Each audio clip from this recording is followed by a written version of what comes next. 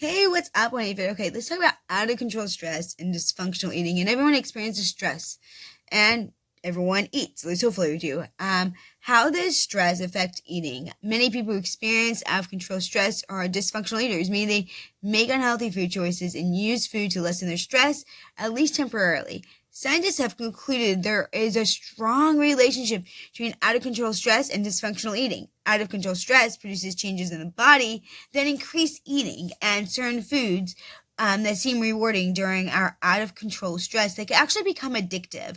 So, types of stress. Scientists define stress as the process involving perception, assessment of, and response to harmful events or situations. Stress can be experienced emotionally, psychologically. Emotional experiences include conflict with others, anxiety, that was a big one for me, and losses that trigger difficult or unwanted feelings. Psychological stress can change that happens in the body during stress. Regular and binge use of addictive substances may occur with both types of stress. Acute or short-term stress activates adaptive response. So mildly challenging stressors can help increase motivation and bring a sense of accomplishment and satisfaction. So that's not a bad type of stress. If I have a test to take tomorrow, right? When I was a student, I have a test to take tomorrow, I stress because I haven't studied yet. That's a good kind of stress. It's going to be kicking the booty type stress. That's going to get me to do it, right? So that's not a bad type of stress. That out of control stress of severely challenging stressors or chronic stress can lead to overuse and breakdown of the regulatory system, and that the body responds used to respond to stress. So the breakdown can result in physical changes in the body, and that weaken stress-related adaptive processes and increase the risk of disease. So out of control stressors create change in your body that weaken you physically and make it harder to respond in a healthy way. So how the body responds to out of control stress then, okay? When faced with stress, okay, the human brain perceives that it's a threat, right? Fight, flight, right? Or we have the freeze one, right? The stress response prepares the body to fight or fight, right? By increasing your heart rate, blood pressure, and energy levels. The stress response also increases blood flow to the muscles, the heart, the brain to improve performance. After the immediate threat is pressed, the brain signals to the body and to return to normal levels. Out of control stress disrupts the signals that can cause the body prolonged stress, right? Response, continually keeping levels high. And what happens when those levels stay high? They damage our cells, our tissues, and our organs. Cortisol and insulin are two hormones in the body that counteract each other and help regulate eating. In general, cortisol helps process food and energy, and insulin helps store energy from food as for fat for later use. Out of control stress can alter the balance between those two hormones, causing the energy that we eat to be processed into fat. So dysfunctional eating from food and food addiction. According to scientists, approximately 40% of people eat more when they feel stressed, and about 40% eat less. I was one who tends to eat less. Like I won't eat. Like last thing I want to do, but it doesn't matter if you're on either side of it. Like it's the same exact issue, the same exact situations, the same destructive behaviors, right? So different eating responses often are associated with whether the stress is short-term or out of control. And with the choices of food available during times of stress, right? So what foods do we have in hand? That's why I always say the first thing you do is you need to go clean out your pantries. You need to go clean out your fridge. You need to get your place in order, like only have healthy food options on hand. That way you have to really go out of your way to get the unhealthy ones. And okay, so eating less during times of short-term stress can be beneficial, according to the research. The body takes energy from stored fat cells, allowing the person to focus on resolving stress without needing to search to eat food for energy.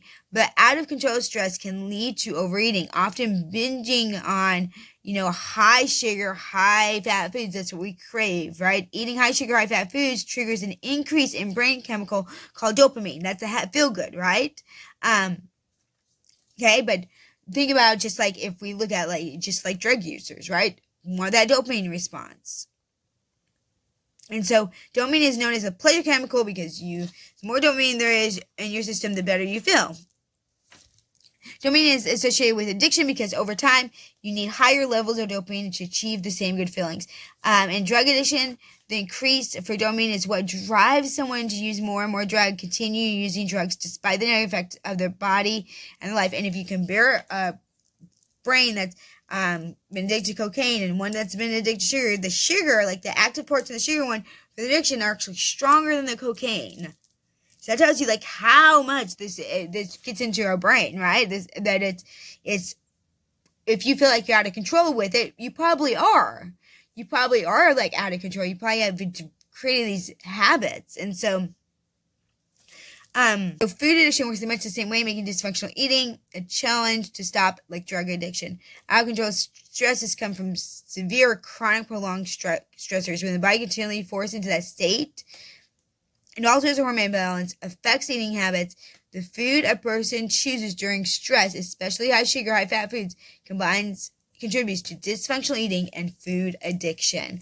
So if we haven't met before, real quick, my name is Jen Blake. I'm your holistic empowerment coach. I take my 20 plus years as a nutritionist, a group fitness instructor, personal trainer, life and transformation coach, and 16 years as an educator. And I really combined into one complete program through my own struggle and hating what I saw in the mirror and running from diet fad. So I take emotional eaters and binge eaters, those who are really struggling, those who are really stuck in the weight loss goals, and I help them do that 180 a new way through the power of our micro habits. It's the small things that we do every day. So I've identified 8 categories that we have these small habits in our life every single day. Then they're going to live us not to just live fit here, but we're going to live fit here and here. And then we can live fit in the physical and with our nutrition, but it has to start here. Because how many times have you heard yourself, we're our worst enemies, right? We critique ourselves. We beat ourselves down. We're there for everybody else, but we don't show up for ourselves. There's a reason why. Like, maybe you've gone through some really hard things. No one ever taught you, like, why you shouldn't run to food. Like, what should you do if you, like, tend to run to food when you get stressed? Like, those are all things I do. And so there's a couple of things in the show notes. You can check out a couple courses I have. One is a sugar detox. Another one is a brand new one that's about ready to go launch. You get the pre-launch price, which is a killer. If you're seeing this before September 28th, I believe is the launch date, then you go get the pre-launch price. Get in on that one. But I debunk that. Like, I take you through the whole process of emotional eating. Or you get another one of mine that's on launch is my transformational coaching program, along with my Purpose Quest program. It's a multi-program. And so I've taken a lot of my coaching series.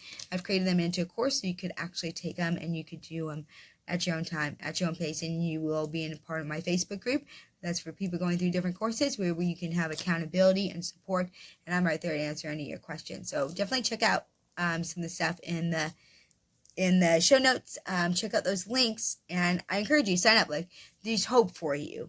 I see it every day. It's been in my life. I found freedom through many things that hold me back. So I encourage you, you've got this.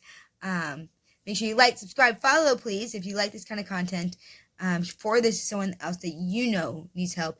And if you have a question about living a holistically fit life, if you have a question about how we deal with our emotions, how we deal with our mind, what micro habits, or perhaps about nutrition or about exercise, any of that, leave your question in the comments and I will make a video to answer it right here on this channel. All right, be brave, be kind, live authentically, and always shine. And you know what, tribe?